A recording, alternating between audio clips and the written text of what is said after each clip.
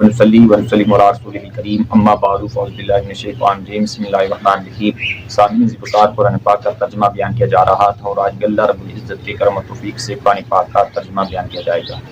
ترجمہ کرنے سے پہلے چند باتیں عرض کرنا چاہوں گا۔ تو میں نے قرآن پاک کا پہلے پارے کا الف لام میم پارے کا بالکل تفصیل کے ساتھ، بالکل آسانی کے ساتھ، سہل کے ساتھ اس کو اپنے فیس بک پیج پر اپلوڈ کیا ہے۔ جو کوئی بھائی اور جو کوئی بہن پڑھنا چاہے وہ مجھ سے رابطہ کر سکتے ہیں، یعنی عالم دین کا کورس جو کوئی بھی کرنا چاہے وہ مجھ سے رابطہ کر سکتے ہیں، یا قرآن پاک کو حفظ یا نازلیں پڑھنا چاہے پھر بھی وہ مجھ سے رابطہ کر سکتے ہیں۔ تو اللہ رب العزت کی ذات نے ارشاد فرمایا صبغۃ اللہ کا رنگ اختیار کرو، ومن احسن من اللہ صبغۃ ونحن له عابدون، اور کس کا رنگ اچھا ہے اللہ کے رنگ سے اور ہم خاص اس کی عبادت کرنے والے ہیں۔ یعنی جب کوئی حضرت انسان یہودیت یا نصرانیت میں داخل ہوتا تو وہ اس کو غسل دیتے، تو وہ کہتے کہ یہ ہمارے رنگ میں رنگ گیا ہے۔ تو میرے رب نے ان کی تردید فرماتے ہوئے، ان کا رد فرماتے ہوئے فرمایا اللہ کا رنگ اختیار کرو جو سب سے اچھا رنگ ہے، یعنی اللہ کا راستہ اختیار کرو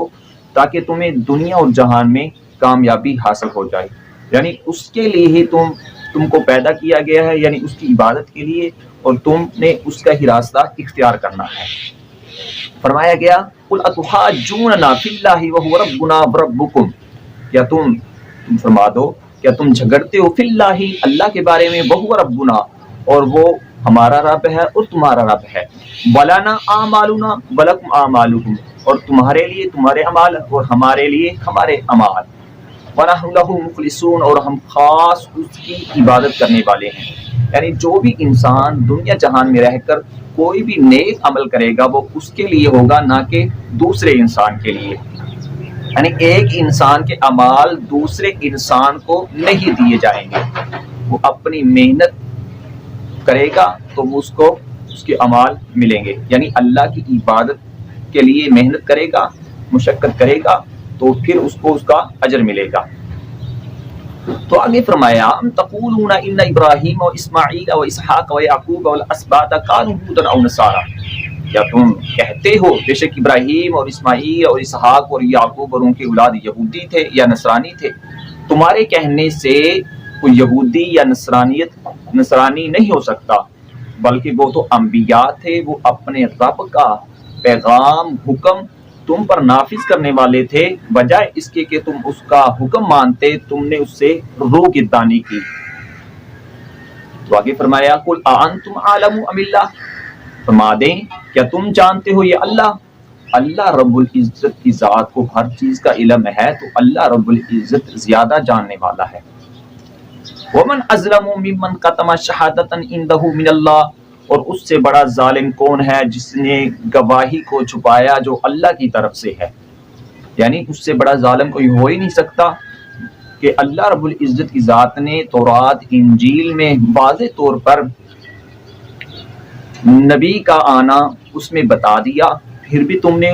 گواہی کو چھپایا۔ وہ تو اللہ رب العزت کی طرف سے گواہی تھی، اللہ کی گواہی تھی، تو بجائے اس کے کہ تم گواہی دیتے تم نے اس گواہی کو چھپا لیا۔ وَمَا اللَّهُ بِغَافِلٍ عَمَّا تَعْمَلُونَ، اور اللہ رب العزت کی ذات غافل نہیں ہے جو تم کام کرتے ہو، جو تم عمل کرتے ہو، میرا رب کسی بھی عمل سے غافل نہیں ہے۔ اللہ رب العزت کی ذات کو تو ہر چیز کا علم ہے۔ تِلْكَ أُمَّةٌ قَدْ خَلَتْ لَهَا مَا كَسَبَتْ، یہ امت ہے تحقیق گزر چکی، کسبت واحد مؤنث غائب کا صیغہ ہے فعل ماضی معلوم کا، لہا ما کسبت ولکم ما کسبتم، کی جو تم نے کمایا تمہارے لیے، جو ہم نے کمایا ہمارے لیے، ولا تسألون عما كانوا يعملون، اور تم سے سوال نہیں کیا جائے گا وہ جو عمل کرتے تھے۔ یعنی جو بھی انسان اس دنیا میں ہے، جو بھی عمل کرتا ہے، چاہے کوئی گناہ کرتا ہے چاہے کوئی ثواب کا کام کرتا ہے، وہ اس کے لیے ہے، یعنی ایک کا سوال دوسرے سے نہیں پوچھا جائے گا، یعنی ایک کا گناہ دوسرے سے نہیں پوچھا جائے گا۔ یعنی جو بھی نیکی کرنے والا ہوگا وہ اس کی ہوگی، اور جو گناہ کرنے والا ہوگا وہ اس کا گناہ ہوگا۔ تو دعا ہے کہ اللہ رب العزت کی ذات میرا ترجمہ پڑھنا اپنی بارگاہ میں قبول فرمائے، اور آج اللہ رب العزت کے کرم و توفیق سے ایک پارہ مکمل ہو گیا ہے، اور اس کو لائک بھی کرنا ہے اور زیادہ سے زیادہ اس کو شیئر بھی کرنا ہے۔ آمین وآخر دعوانا ان الحمدللہ رب العالمین۔